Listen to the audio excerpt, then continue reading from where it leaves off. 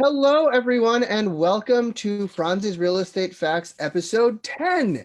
I have now been doing this for probably more than 10 weeks because I think I skipped one of the weeks, but we are now in double digits of episodes, which is awesome. And to mark this awesome moment, I have an awesome guest with me today.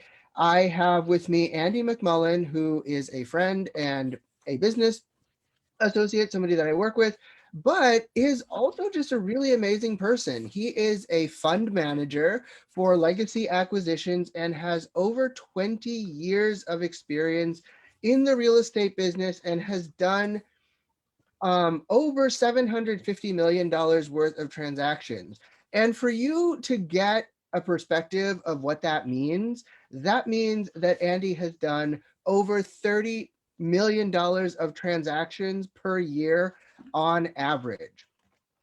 Whoa. And if you even want some more perspective, the average home in San Diego County, if we assume that it's about $600,000, it's actually a little bit closer to $700,000.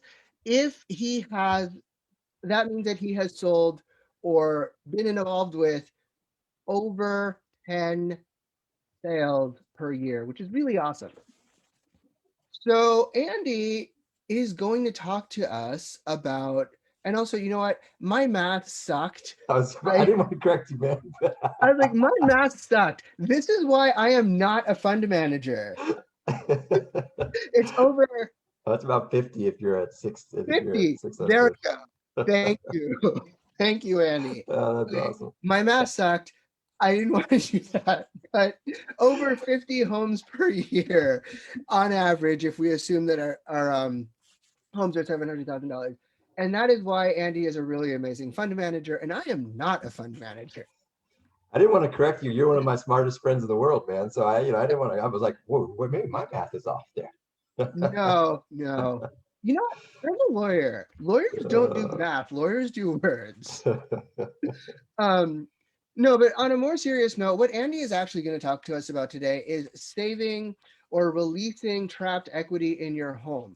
So a lot of times people think of their home as an investment, and everybody talks about their home as an investment. Well, your home is not really an investment. It's a purchase. You buy it, you live in it, and you pay on it.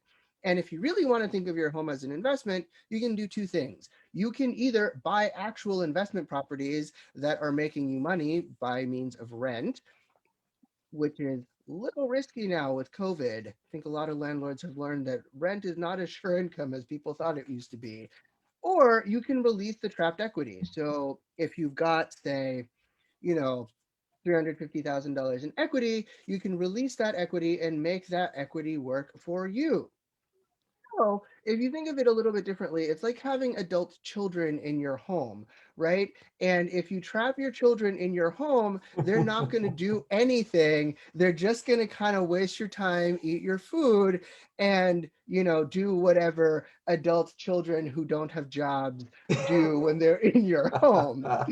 And if you release the trapped equity, kind of like releasing your adult children who are living in your home, they can go out and get jobs and contribute to your life by buying things and making you money and possibly paying you rent. And so if you would like your trapped equity to not be the mooching child who is living in your basement and doing nothing, listen to what Andy has to say and he'll help us figure out how to do that. So thank you for being with us, Andy. That's awesome. I love that analogy, man. That's so perfect. I've got three young ones, 10, 6, and 3, but sometimes I do feel like they're trapped equity, or I'm trapped equity. But so this comes back to about 2006 or 7. Really go back a little bit further than that. In 2001, I started buying some properties, kind of smaller, fourplexes and single family. And we had bought this one place in the South Bay of LA. And we bought it for about, it was like a 1,200 square foot house, and I think it was in Redondo Beach. It was probably about 300,000 when we bought it, something like that. And as you remember, in that early to mid 2000s, the market started to climb rather quickly. So we had it really quickly was up to 450. And so, as you know, in in deals like that, you usually have to keep about 20% of your, your equity there in the property just for the bank, right? And so that means that we could pull out quite a bit of cash. And so we pulled out some cash, and we ended up buying some rental properties, in across the country. And those were producing pretty well. And as you know, the market kept climbing and climbing and climbing, and we were at 650 now, right? 650 in purchase price. So we've got a lot of equity now. And now we refied already, so our mortgage came up a little bit. Now maybe it's at 360 as opposed to 280 or 260, but we made some money on it.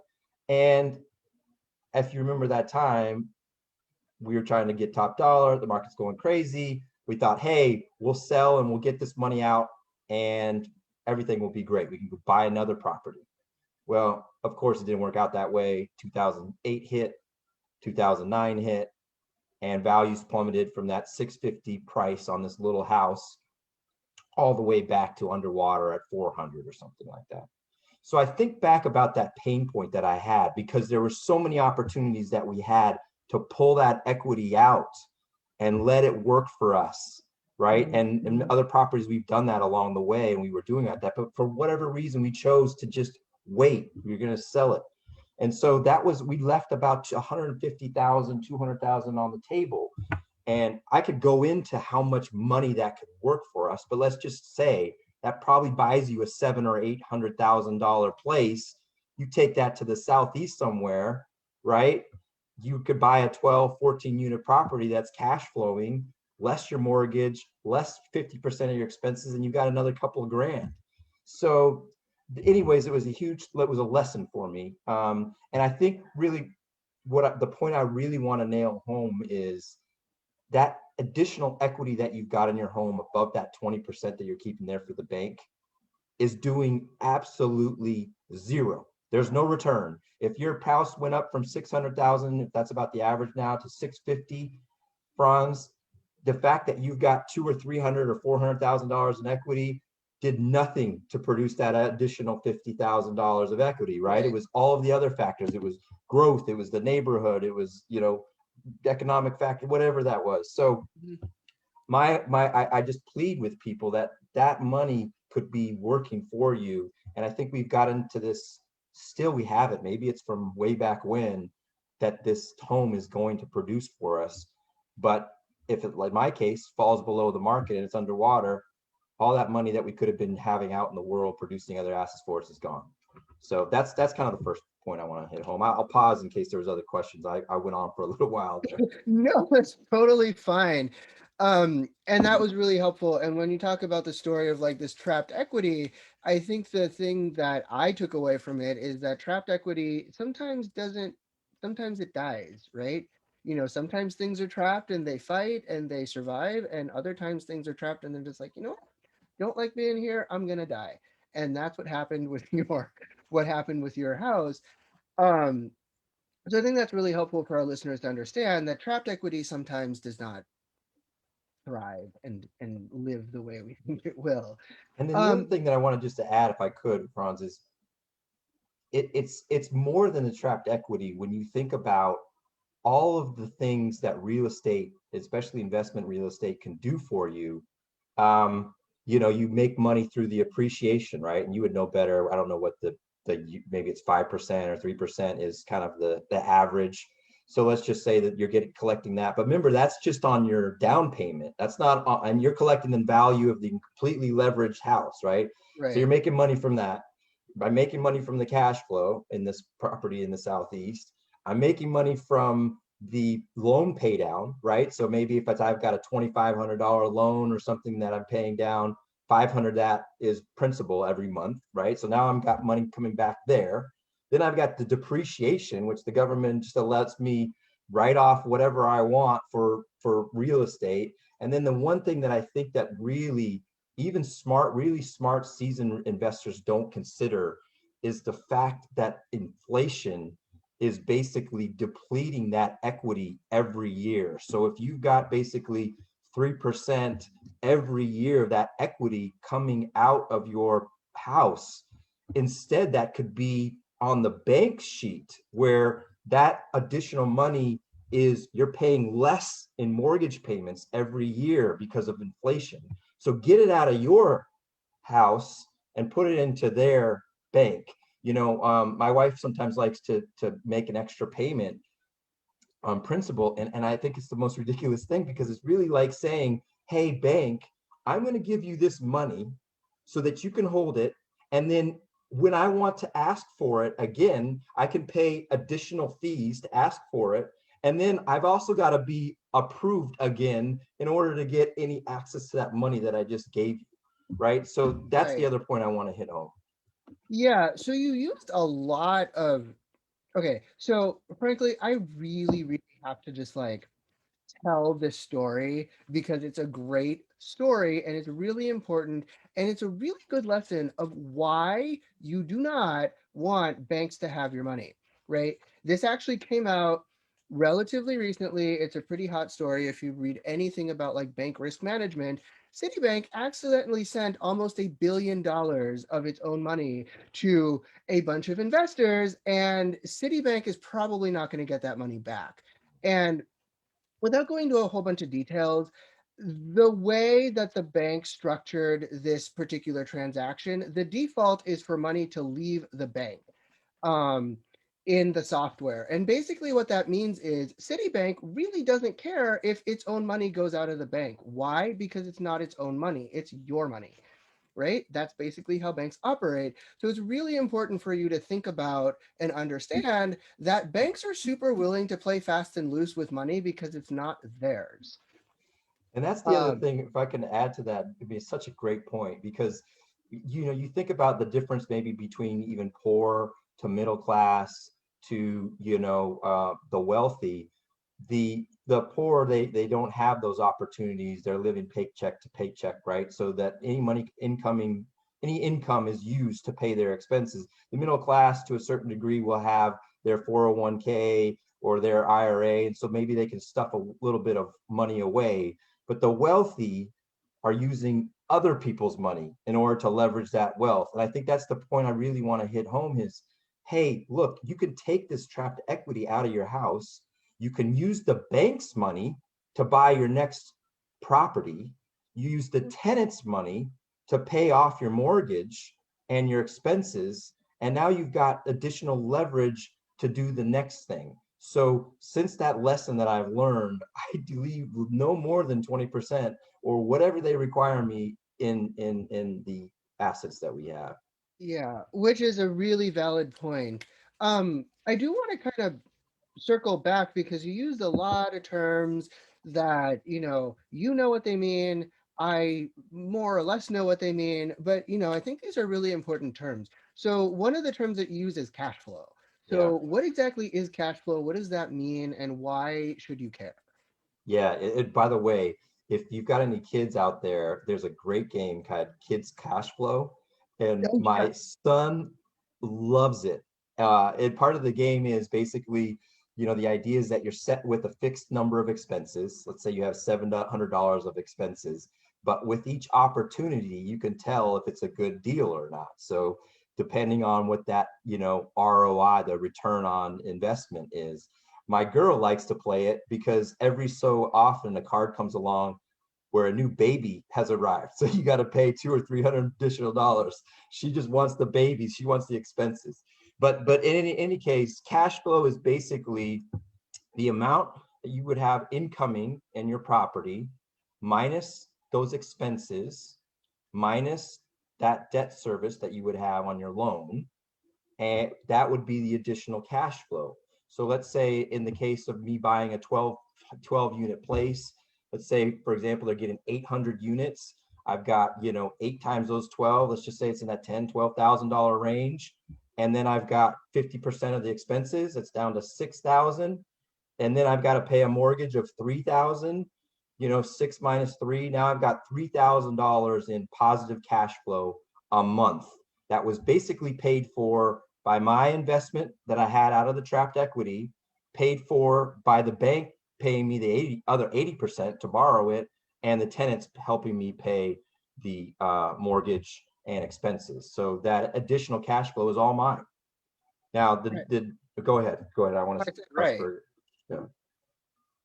No, totally. I said right. That's Yeah. $3,000 that you didn't have that you have now. And then in addition to that, the way that the government um, tries to incentivize investors, people that are entrepreneurs, people that are giving jobs, construction jobs, is they give them tons and tons of tax benefits. So that $3,000 in cash that I have in my pocket is offset by paper losses or depreciation. And so every year now you can accelerate depreciation. But the point is, now I've got 3 times 12, that's $36,000 of income that I'm going to pay virtually no taxes on, because it would be completely lost money to the government. Right. Exactly. And I think these are really important points to have. Obviously, it's really, if you do this sort of thing, it's important to have a tax advisor, it's important to have a CPA, it's important to have people who do like math, unlike me, um, who will who will really help you understand what the rules are. And as much as I like kind of, make jokes about lawyers not doing math, one of the things that lawyers do actually do is they understand, they might not do math, but they do understand the words. So when there are words that tell you how to do the math, lawyers will tell you, lawyers will figure out how to actually do the math. And then they will tell CPAs and other people who like the numbers what numbers they need to put in what place so that the outcome can be what works for you based on what the words say. And that was kind of a complicated way of putting it, but it's basically lawyers get to dictate what the math is. Yep. Lawyers get to dictate everything. It's almost, I mean, the lawyers are ruling the world. Like, there's nothing that I can do that I could get done, like from our private placement memorandum to our contracts to leases with our tenants, without having to pick up the phone and call the Franzes of the world. So there you go. Yeah. And and it's funny because when people don't, the the amount of money that it costs you to like forego the maybe like $3,000 or $4,000 that it might cost you to get a lawyer to do something. I mean, it's exponential. I have a client, or had a client, who is out $1.4 million because they did not want to pay $3,000 to get a contract properly signed. So if It's you're happened to rich enough, me. It's happened to me. I mean, when we first started off, like, we're gonna pay, thousands of dollars for each LLC that we set up or each contract that we set up, and then you got one mistake and you're like, oh, so unfortunately, I have to agree with you. yeah, Lawyers. I mean, and it's just like what I often tell my clients is you're not rich enough to be this cheap. Like, you want to if you want to do it, you got to have a lot of money that you know that you can lose to kind of play the game. And if you don't, then hire people who actually know what they're doing. Absolutely. And Um, that's everything that we do is in an LLC, or it's in a trust if you're doing it with your family. All of these things are critically important if you're going to be either selling or pulling out some of that trapped equity.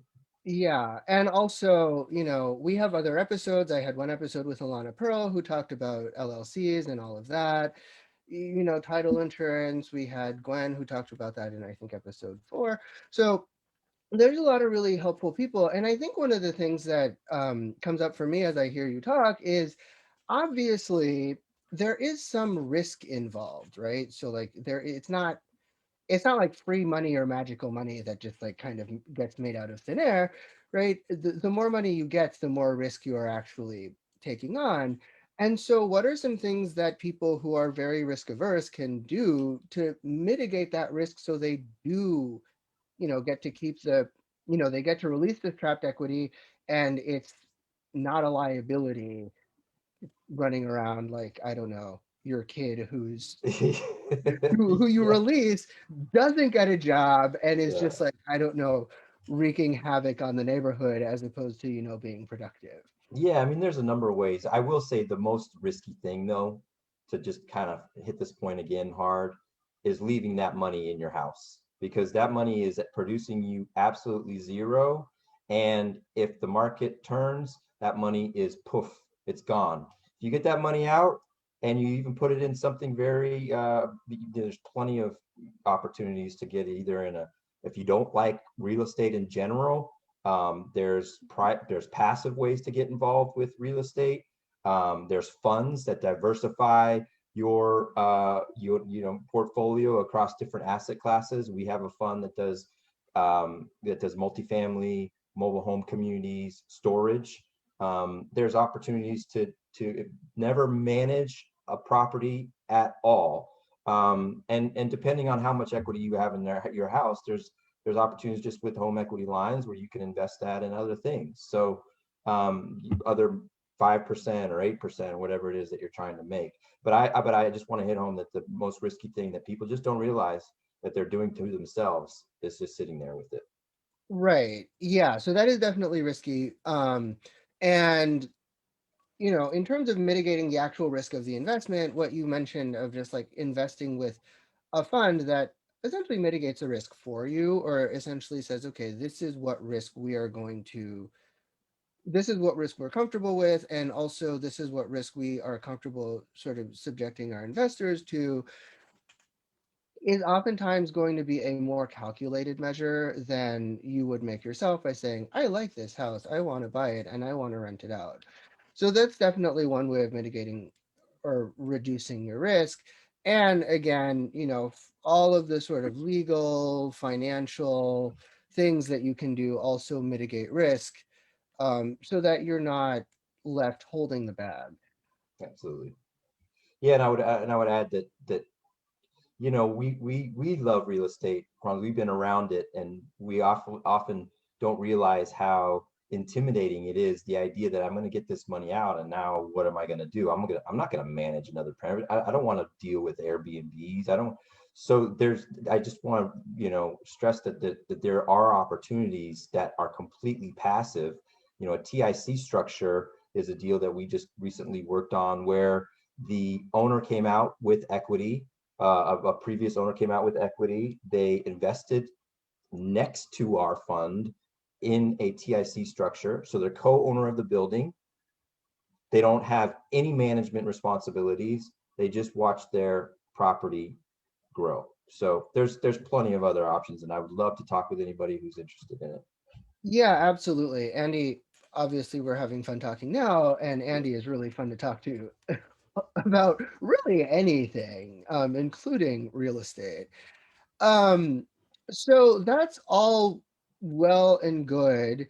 Um, so I think one other question that I have is, um, if somebody sort of releases this trapped equity and invest it in some way, what are some things that they should look for when deciding what to do with it?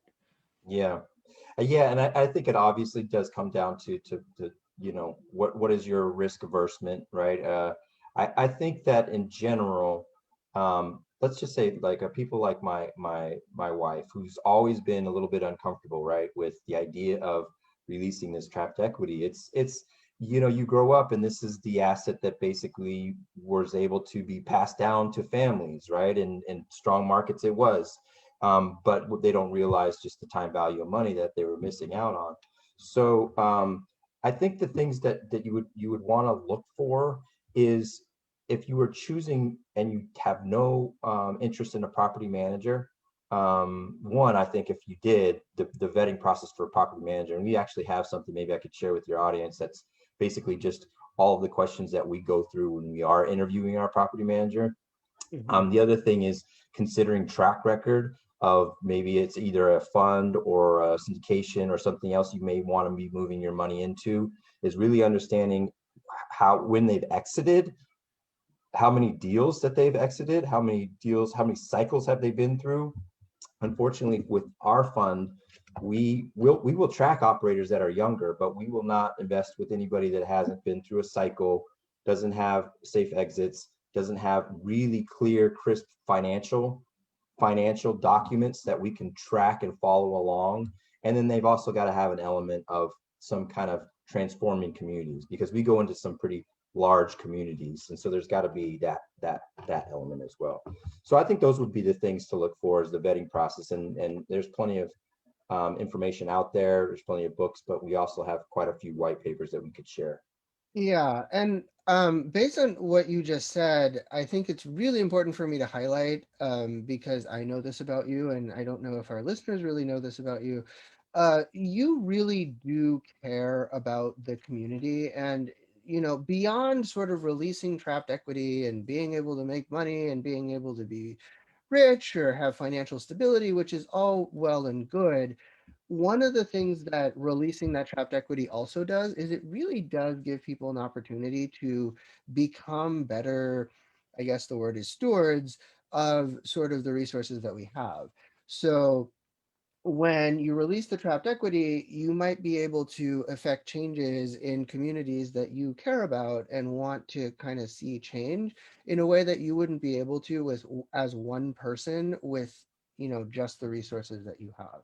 Yeah, So if I can say, one of the deals that I'm most proud of, Franz, and I'm, I'm just part of a team, right? But we've got plenty of other people that are doing the asset management, et cetera. But it's a recent deal that we did in North Carolina. It's about a 300 unit project. It had relatively nice interiors. So the owner had decided somewhere backwards to put money into the interiors as opposed to the exteriors. The pool was a pond.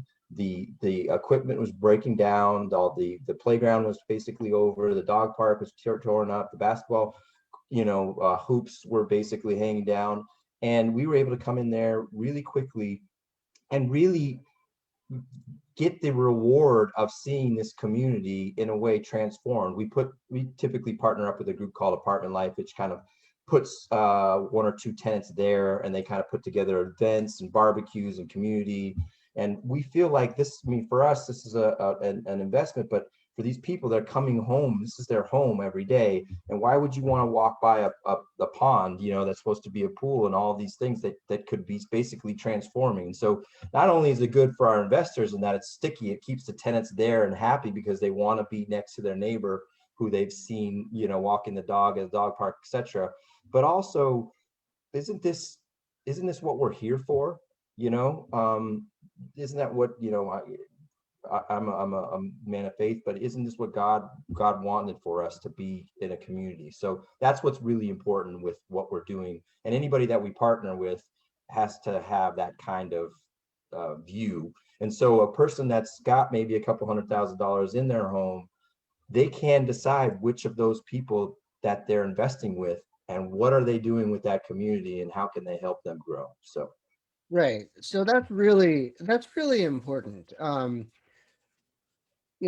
The money is great. Being able to sort of live the lifestyle that you want is great. And also being able to make the world a better place is also really important. And so, we talked about releasing trapped equity. I really want to thank you for being here, Andy. Just this much fun, idea man. of trapped equity in a home, I think is it's a really helpful visual.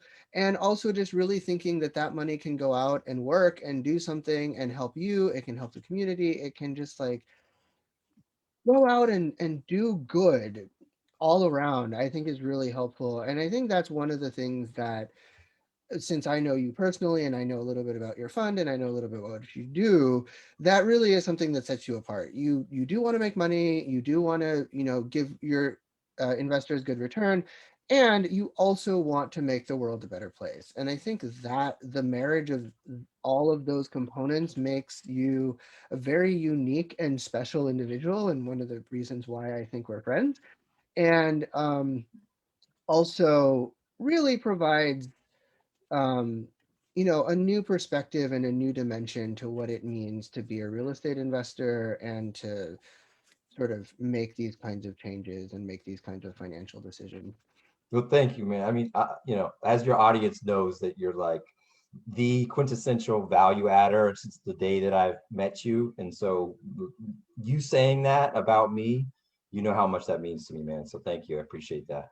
Absolutely. Well, thank you very much. And if anybody wants to get a hold of you, how can they get a hold of you? Do you have a website? Do you Yeah, so Legacy AX, it's legacyax.com. They can get us there if they'd like to see a couple of those reports or maybe some other videos that we have. We can get them some information there. I'm always on LinkedIn and would love to connect and answer anybody's questions, certainly on Facebook as well. Our team really does love the service part of it. So if there's things that we can do, um, to help, we really want to be there for them. So thanks so much, Franz. I appreciate you, man. Yeah. Awesome. Well, thank you so much for joining me, Andy. I always love talking to you. It is a great conversation. And next week, we will have somebody else talking about something really hopeful that is real estate related to help add value to you as a homeowner and give you some perspective or dimension on what you can do to protect yourself as a homeowner and also create opportunities for yourself. So thank you for being with us, and I will see you next week. Bye bye. Take care.